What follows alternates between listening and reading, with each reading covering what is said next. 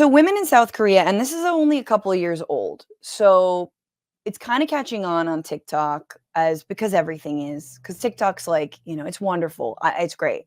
I watch TikTok and I'm like, yeah, there's a future for children in this world because, it's a place to like get into anything. But I'm also like, this is a place where people are clearly very bored and everyone needs to find a new thing to like get into or pretend they're part of. Which if it is the movement to free Palestine, I'm all for that. Like I'm down for that. But no, this is specifically about a movement called the 4B movement. And it is particular to South Korea, but not particular to Asia more generally and some of the problems that countries are having there. And I'm going to talk about my experiences in Japan with mating, with not even mating, but women having some sort of equal stake in society with patriarchy, if you will, if you're willing to believe that still exists and is just not a boogeyman that, the feminazis have planted in your head. And I found this article incredibly interesting, which breaks down the this movement. And this is again from last year, but if y'all missed it, which I did, I wanted to share it. And this is from The Cut, because of course it is. And it's called A World Without Men. So I'm going to ask you if you are identified as male right now, especially cis men listening, just put aside some of your judgment. Try to calm your mind. Drink a little bit of that mint tea that Asif has so generously been brewing for us. And remember, this is not about you. This is not about anyone attacking your gender. This is purely what is happening in another country that you may or may not live in, but most likely you don't live in. And then I'll get into my, like, some of the stuff that I did around the same phenomenon happening in Japan. So this is about a movement women who are not just boycotting sex, but boycotting relationships with men, boycotting romantic relationships with men, boycotting marriage, and boycotting children. So I believe it's children, marriage, sex, and I don't know, maybe socks with sandals. I'm not sure what the fourth B is, but we'll get into it. And again, I come at this as a cis female, wifed, married woman with a child. So I like to look into the looking glass and say, what if I was born in South Korea? What if my life were different? Would I be happy? So this starts off with this story of young Mi. Young Mi was in an abusive household when she was young.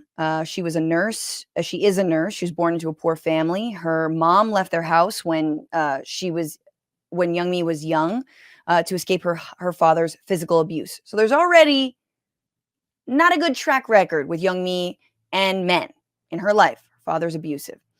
As she grew older, hang on.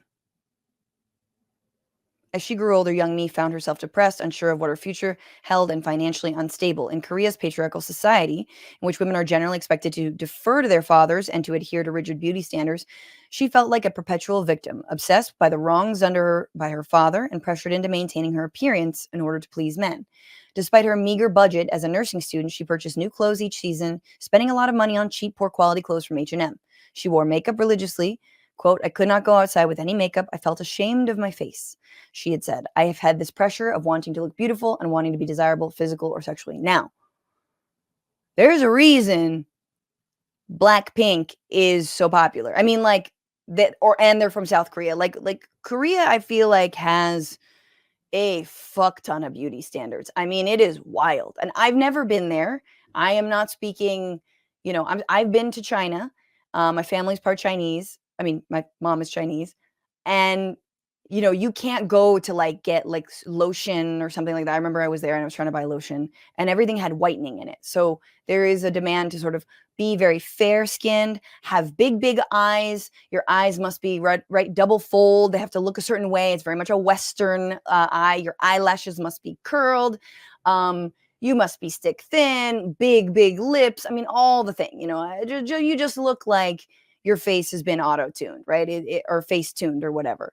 And there are those apps that literally do that to you. So it's basically like have app face all the time. I can only imagine that a young Korean woman would feel just a little bit of pressure from all of that. So anyway, while scrolling through Twitter in 2018, Young Mi came across footage of protests taking place in the streets of Seoul, in South Korea, where the cases of femicide, revenge porn, and dating violence are widespread.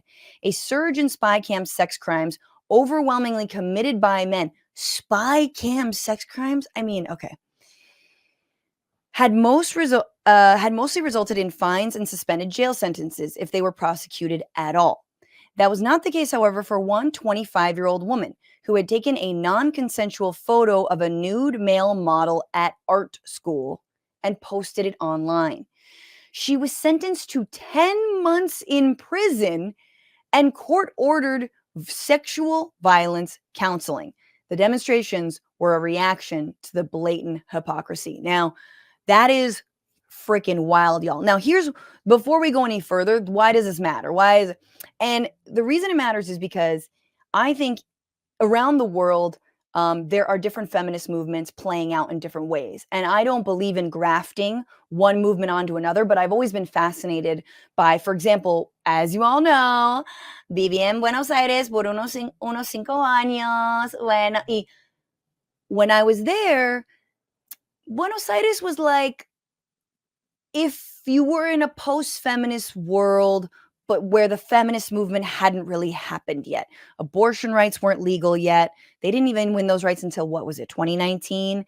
That is trying to be rolled back now by their authoritarian, psycho right-wing president. And that was because of a massive movement called the Pañuelo Verde movement, right? So that was huge. And it was so tight, right? Because you were like, when is this shit going to pop off? Like, when is something really going to pop off? And if you've, had the privilege to be visited places, it's always interesting to observe culture and be like, yeah, this feels like there is yet to be a feminist movement. And the same thing in Mexico, where the phrase femicide is very big. If you guys are and different parts of Latin America, Chile, I know, if you're familiar with the Ni Una Menos movement, which is the not one fewer, not one less, of like really calling femicide. In the United States, we actually do not say the word femicide very much. It's not normalized, but it usually means gender-based violence, right? Violence committed often by, or murder committed by an intimate partner, usually male, husband, et cetera, et cetera, et cetera. And interestingly, just to harken back to last Wednesday's episode, our bonus show where we talked all about Nayib Bukele of El Salvador, I just read I was just listening to the most recent episode of this amazing podcast, El Señor de los Sueños, if you speak Spanish, but I'll just explain it, was that actually the homicide rate in El Salvador hasn't gone down if you look at intimate partner violence. So publicly, everybody's like, oh, there's less, gang violence, there's less murders because of that, but there are more murders. In fact, the rate of femicide is going up in El Salvador, which is an interesting thing. So that's why I think it's interesting to compare countries, continents, movements, where is everyone else at, without being too prescriptive about where they should be, what they should do. Iran had its feminist movement in reaction, again, to something that seems really similar, right? The transgression of not properly wearing your hijab, which was then violently brutalized, and then a massive Iranian women's uprising. So like, I love this shit. I think this shit is like very fascinating. Young Mi was moved by the solidarity she saw, but there's one thing she found perplexing. Many of the women at the protest shaved their heads on camera. As she began to follow more feminist Twitter accounts, Young Mi understood this was a public act of rejection of those same aesthetic expectations imposed on Korean women that have made the country a leader in grooming products and plastic surgery. That's right. I think it's Korea and like Brazil are like leading. It's like Korea, Brazil, and Iran or something. She began to realize that, men do not do that. They don't feel the pressure to buy clothes every season or wear makeup. So again, this is basic feminism sort of 101 type shit. Soon, young me shaved her head too, stopped wearing makeup, joined the so-called Escape the Corset movement happening among young women in South Korea. The movement gained popularity in 2018, saw Korean women publicly turn away from societally imposed beauty standards by cutting their hair short and going barefaced. I mean, this is Sinead O'Connor, right? This is why she shaved her head in part. Young me was not alone. In 2019, a survey found that 24% of women in their 20s reported cutting back their spending on beauty products in the previous year, which many saying they no longer felt needed to put in the effort. This eventually led young me to 4B, a smaller but growing movement among Korean women. 4B is shorthand for 4 Korean words that all start with B or no. The first no, I'm going to mispronounce these. No, the first no is bihon, the refusal of heterosexual marriage. Bitchuation is a refusal of childbirth. I mean, honestly, speaking from experience, childbirth is a bitchuation. So, billonnier is saying no to dating, and bisexu is the rejection of heterosexual sexual relationships. It is both an ideological stance and a lifestyle, and many women I spoke to extend their boycott to nearly all the men in their lives, including distancing themselves from male friends. Fuck around and find out. Now, I know what you're thinking. This is what I'm thinking too. This seems extreme. Why are they doing this? This is a little much. But there feels like there's a rationale. So she meets up with young me. They said in their view, Korean men are essentially beyond redemption. Korean culture on the whole is hopelessly patriarchal, often downright misogynistic. A 2016 survey of the Ministry of Gender Equality and Family found the incidence of intimate partner violence at 41.5%, significantly higher than the global average of 30%, which is too high. Too high already, too high. While 4B's adherents may hope to change society through demonstrations and online activism by modeling an alternative lifestyle to other women, they're not trying to change the men whom they view as their oppressors. It's too soon to tell whether this movement can survive and thrive over the long haul, but its ideas and actions have already affected the country's online discourse, its politics, and most of all, individual women's lives. Practicing Bihon means you're eliminating the risks that come from heterosexual marriage or dating, Yao Wan, a 26-year-old office worker, told me on a cafe terrace in the southern seaside of Busan. We talked over coffee and pastries along with Yewan's girlfriend and another of their friends, all of them wearing wide black pants and black sweaters and sporting crop short haircuts. Those risks Yewan alluded to might seem familiar, trading careers for child rearing and housework, as well as the threat of physical violence. But in Korea, Yewan said, marriage presents an existential threat. She says, knowing what they know now, like domestic violence, I don't want to get married to anyone. Minji, 27, is probably heterosexual, she says, and has liked a few guys in the past, but they wanted her to, quote, treat them like a king. So she has no problem boycotting the men of her generation who are a little better than her selfish and abusive father. So this is another. So I think what's interesting here is you see, like, speaking of daddy issues, you see the ways that, like, and I gotta be real with you, like, when you and this is more, this is trying to not trying to psychoanalyze everything, but I'm kind of a really smart person. No, but instead of repeating cycles of abuse, which when people study domestic abuse, child sexual abuse, all those things, those are actually patterns, sadly, they're behaviors that get replicated by the people who have experienced them. So if you were an abusive family, you can tend to, not always, but fall into similarly abusive relationships, right? And so it's interesting that these couple of these people were in an abusive family situation and then we're like, you know what? Fuck the whole thing. It's all patriarchy. I'm not going to participate. Now, here's what off the bat, I'm thinking. What's the queer movement like? It's Pride. Let's talk about it. What's South Korea's like lesbian movement like? Because I do think that I don't think they need to be separated, but there is definitely a crossover of like shaving your head and wearing different clothes can also just be a signifier of like, don't dog whistle at me. It's dog whistle. Don't catcall me. Dog whistle is another thing. Don't catcall me. Don't like, I'm not on the market. In fact, I like women. Or don't catcall me anyway. I mean, when I was 18, I moved to New York City and I was fucking floored, right? Like anyone of y'all who's like moved to a big city, we all know you move to a big city and you're like, damn, I didn't realize catcalling was that bad. Matter of fact, it's so bad. If I don't get catcalled in about a block, I'm like, maybe I need to put on more lipstick. Do I look bad today? That was how I thought. But in that time in my life, I was very much like, fuck the patriarchy, fuck it all. Like, I do not want to be seen as an object when I walk down the street. So I deliberately wore like baggy clothing. I had my own little 4B movement, even though I was not swearing off. I mean, I should have sworn off all those things. No, but I, it is also sort of like a coming of age for young women to be like, oh, you realize you won't be able to escape being objectified unless you straight up like wear a couch. You know what I mean?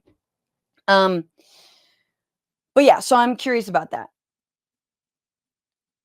Now, I know some people are like, well, sometimes you want to be treated like a king. I think in Korea, it's worse. Like, I want everyone to remember, like, I think, and without being colonial about it, I think Korea might be particularly bad. And we'll get into how and why. A recent survey by a matchmaking company found women were reluctant to marry because of the division of housework, while men hesitated because of feminism, which is very funny. So, in other words, women don't want to have to do all of the housework because that's generally how it works in Korean society. And men don't want to have to maybe put away a dish once in a while because feminism.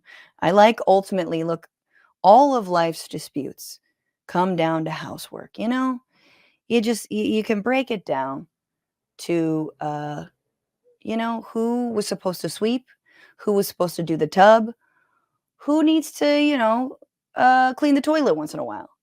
I did the dishes yesterday. I cooked. You do the dishes, all of life's problems. Back in the cave days, we were arguing about that, I think, except I feel like in the cave days, like women were hunting and gathering and cooking. What were men doing? Cavemen, speak up for yourselves. What were you doing? I mean, you were probably plotting to like go to war with the rival tribe, which, I mean, good move. We definitely needed to do that. It's unclear of how widespread or popular the 4B movement is, given its fluid online and offline nature, its evolution over the years beginning sometime around 2015 or 2016, when a simple no-marriage lifestyle grew to include the boycott of men and reproductive labor more broadly. One article estimates 50,000 adherents. Others have put the movement's numbers around 5,000. Its origin story is similarly complex, though its contours can be traced. And here we are. Let's go back in time. Now, I find this interesting because this has to do with there are counter movements to the 4B movement. And no surprise, they are misogynistic movements. And so 4B didn't come out of nowhere.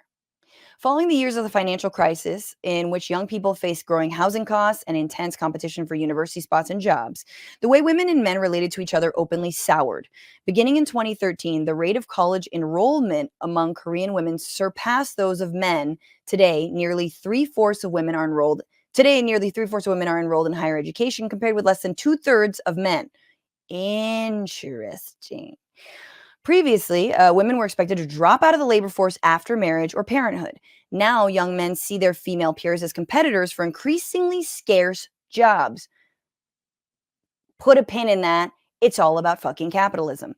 Several academics I spoke with noted to me that Korea is largely ethnically and racially homogenous, making the gender default the central societal fault. In online forums and on social media, disgruntled men began labeling college-educated women kimchinyeo, or kimchi women, the name given to the stereotype of Korean women as selfish, vain, and obsessed with themselves while exploiting their partners, wrote feminist scholar Yu Sil-jong in her doctoral thesis on troll feminism. Around 2014 and 2015, a virulently misogynistic and anti-feminist community called Ilbe.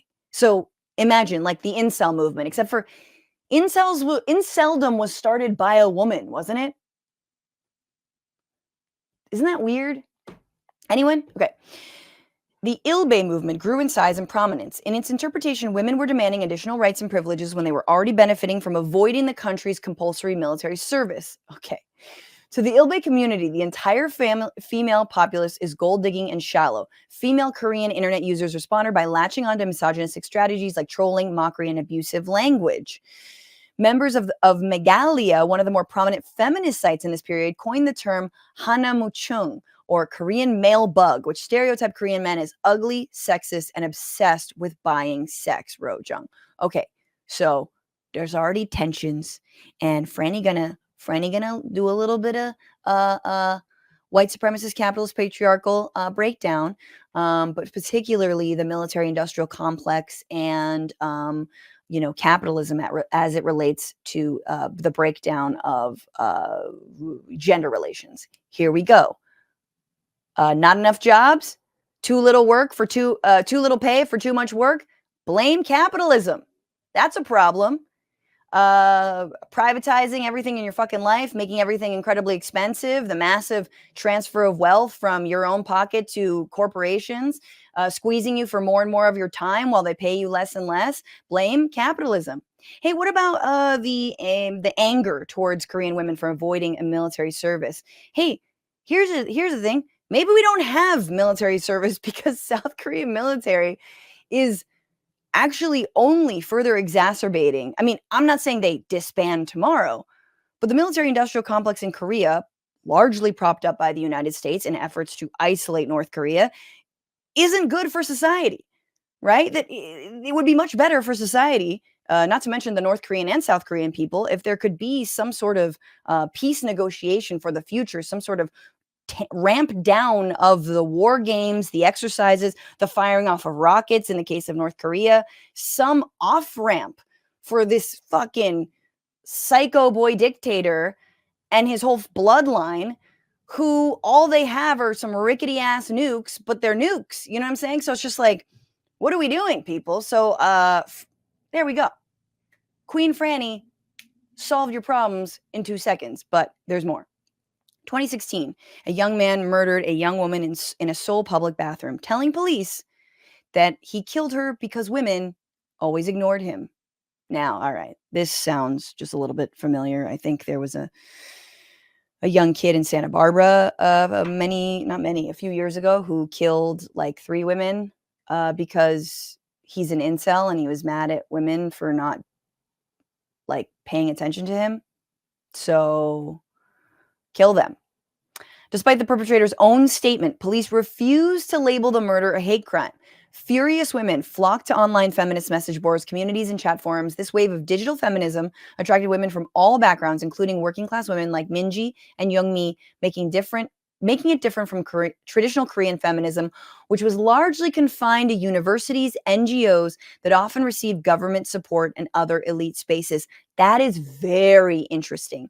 And I think that also speaks to I think for better or worse, the globalization of the second wave feminist movement, how it makes sense that through NGOs or through like universities, it's like, okay, this is what feminism means to us, beep-a-deep-a-dee, and we study texts from outside of Korea and, all of that, song and dance. And then this is a very like gritty, my father was fucking abusive, men are trash, there's revenge porn and shit, now they're murdering women because we won't speak to you, meanwhile we got to spend all of our money that we hardly make in order to like buy a bunch of makeup to look hot for you. Like this feels like a fucking radical, thrashy fucking working class movement. Like this feels fun, I don't know if thrashy is the right word.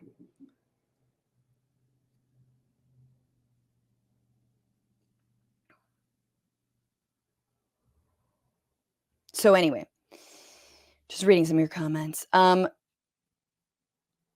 December of that year, as Korea's fertility rate hovered at 1.2 births per woman, it has since slid to 0.78, the lowest in the world. Korean government launched an online, quote, national birth map that showed the number of women of reproductive age in each municipality, illustrating just what it expected of its female citizens. First of all, that's fucking psychotic, y'all. Can you imagine if the government launched a national birth map being like, hey, I smell there's some fertile women in this area code and y'all need to open up. Like, that is psychotic. The South Korean president Yoon Suk Yeol won the election in March 2022 with a message that blamed feminism for Korea's low birth rate and promised to abolish the country's Ministry of Gender Equality and Family. I mean, that's their solution, right? It's not let's make this easier. It's not let's, figure out why people don't want to become, slaves to their husbands. Let's abolish the Ministry of Gender Equality and Family. So offering probably fewer protections for families and women specifically who are moms, less contraception or access to contraception, less like access to equal opportunities for in jobs and or in government. Women were outraged by the map, observing that the government appeared to consider them livestock. One Twitter user reportedly created a mock map illustrating the concentration of Korean men with sexual dysfunction. Several of these feminists responded with a boycott to the reproductive labor expected by the state and decided that the surest way to avoid pregnancy was to avoid men altogether. It was through these online communities that 4B emerged as a slogan and ultimately a movement. Lightning strikes. Of course, there's blowback. So there's a number of you don't just and I have my own very limited experience with this, but you don't just like get to do a feminist movement without massive blowback and threats of violence. So Yewan's the woman who we initially started the story with. Her photo was posted to an Ilbe site. Again, this is like a misogynist site, like a what were they? What was the fucking online, like, misogynist movement in this country? Like, I mean, it wasn't the incel movement. They were, like, the men's rights movement. Yeah, sorry, men's rights movement. Which is just so funny. I couldn't even think of it. Let's see. Youngmi said, her photo, Yeowan's photo was posted to this site, and she was harassed and threatened online for weeks. Youngmi said men have tried to physically attack her on the street 3 or 4 times. She recalled an episode when she and some friends who had all cropped haircuts were dining at a Japanese restaurant in Daegu. Through the night, the restaurant owner and his friends made gagging and puking noise gestures at them. When Minji and I met at a coffee shop, she told me she was worried that someone at the cafe might post a photo of her online because she had short hair and was speaking openly about feminism. Others I spoke with insisted on using pseudonyms for safety reasons. Now, this is some other context I think is really important. Korea has the largest gender pay gap in the world, with women earning 31% less than men. Just everyone put yourself in that position. We've all been there, maybe, where you sort of realize, or maybe you haven't, but I think for women specifically, we've had these moments where you realize that someone who is got your same job is getting paid that much more than you. And then, well, in this country, you've got a fucking lawsuit on your hands, so go girl. But no, but like 31% less. I mean, in the US, we're really civilized. It's like 20% less, but a widely circulated 2018 tweet encouraged 4B women to save the money they would otherwise spend on self-fashioning labor to sustain an independent lifestyle instead of winding up a penniless granny with a wardrobe full of clothes. That's very funny. So in other words, stop spending all this money on trying to make yourself look good. Just, spend your money on you to like effectively, I mean, look, not because it's my context, I'm like, in the US context, I just hear like Cardi B going like, get your own bag, like make your own money. Like, make your own money, be self-sustaining, et cetera, et cetera, et cetera. What did I want to say? So briefly, because of my context of when I was in Buenos Aires. So I visited Buenos Aires, I think back, the last time I went was actually, maybe it was 2019 when I went. And my friend gave me one of the green scarves, the like green panuelo, because that's the symbol of the feminist movement there. And she saved me one because I was really excited about it. And so she gave me one and it was like very cool. I have it, I think, back there somewhere. And I remember putting it on my purse, and I was just visiting. I was like a tourist, and remember putting it on my purse to like carry around with me as like on the outside of my person. I was walking around, and then these guys, like random old dudes just sitting in a park, were like, not old dudes, not like old men, like some guys, like, and I heard them and they were like, because she can't find anyone to fuck her good or something like that. Like, oh, she can't find anyone to fuck her. Like I heard that. And I was like, are they referring to moi? Is that, and I like didn't clock it. And then I realized, oh shit, I'm wearing this green scarf on me. This is a new burgeoning feminist movement in Buenos Aires, in Argentina. They're fucking mad. Men are pissed about this. I didn't slap them. It was like passing, like they were too far away for me to be like, "Excuse me?" But I like to do that in some situations. But it is crazy. I was like, "Oh, look at me catching strays," even though I'm not even from here, you know. But happy to catch the strays. So she goes into how a lot of these young women live still with their families, but that they're like, look, I just finished watching, I know, guys, this is so long ago, but I watched Poor Things with Emma Stone. It is really good, and I liked the ending. I liked it a lot. I don't wanna do any spoilers, but it is very much like this, like, discovery of independence and, like, what if, you were just dropped into patriarchy and had to sort of understand, like, women's roles, and specifically in Victorian, England in this case. Um, and it's like, every there is a trend, there is something to be said. I mean, this is the thing, what's so funny about, like, reclaiming masculinity and like the male movement to don't get cucked and don't be a beta and all this is like, it's women who, I think, broadly speaking, are the ones who should be trying to protect their own money, independence, freedom, liberty. They're the ones who should, I mean, all for all intents and purposes and sort of, objectively speaking, be the most militant right now. Um, because, but again, that's aggrievement politics of the right. It's basically making a mountain out of a molehill, and there's literally nothing there. It's just aggrievement, and so there really are no politics. It's like, how do we, colonize the movements of people who've actually been colonized, like, or been actually oppressed. So, um, so their interest is in finance is both about the pressing matter of living an economically viable life and the longer term possibility that women practicing 4B at scale will eventually weaken the patriarchy. When women are more economically influential, then it's possible that the political parties will listen to women as important voters, Hahn added. But until then, I feel like women will still be utilized, their bodies will be utilized to reproduce. There's divisions she talks about, like some of it is sort of like not weirdly anti-trans, but like it seems like there's a little bit of policing on, are you trans, blah, blah, blah, blah, blah. Can you be in this movement if you're trans? But it seems like that doesn't matter to some of the diehards. Like it's intellectual. It's not concrete. Um, what did I say this? This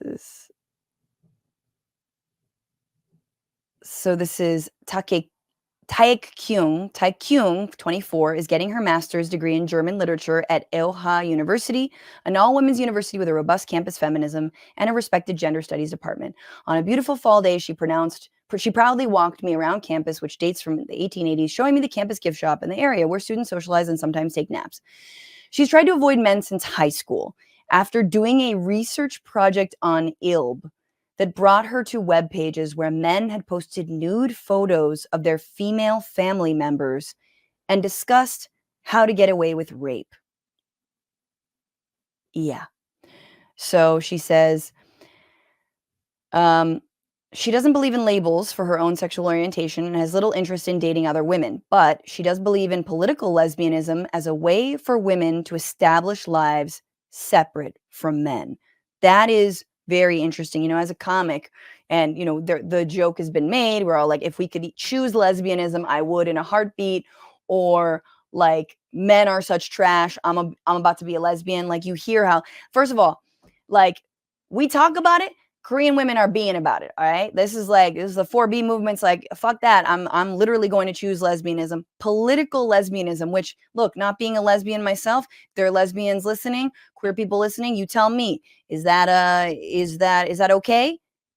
Are political lesbians accepted? Because if so, I might be one. But like, I think that's really interesting. And sort of like what I was saying before, it's like, how do I take myself off this meat market to sort of reclaim my self-worth without, um, without men there? And I want to actually pivot because this goes for men too, specifically in Asia, and where I was in Japan, where there is, I think, generally, and these women are saying, like, too much value is placed on you based on who you're fucking, right? Who you're fucking, how hot you are, like all these things. And that is bullshit, right? And I think that maybe Japan has an incel movement that is actually not psychotic and misogynistic. So I want to just like let's tease that for half a second. But back to what she was saying, she was basically like, oh yeah, I studied this misogynist movement in my own country and saw like the backwash, the worst of men, and now I don't want anything to do with them, which I get. It's like, watching a bunch of slaughterhouse videos and being like, you know what, I'm cool on meat for a little bit. What's going on, Frantifa? If you haven't already, subscribe to this channel right now. Hit that button. And also, you can become a patron and support the show every single week. Get access to bonus episodes and exclusive merchandise. Patreon.com/Bitchuation Room. Do it.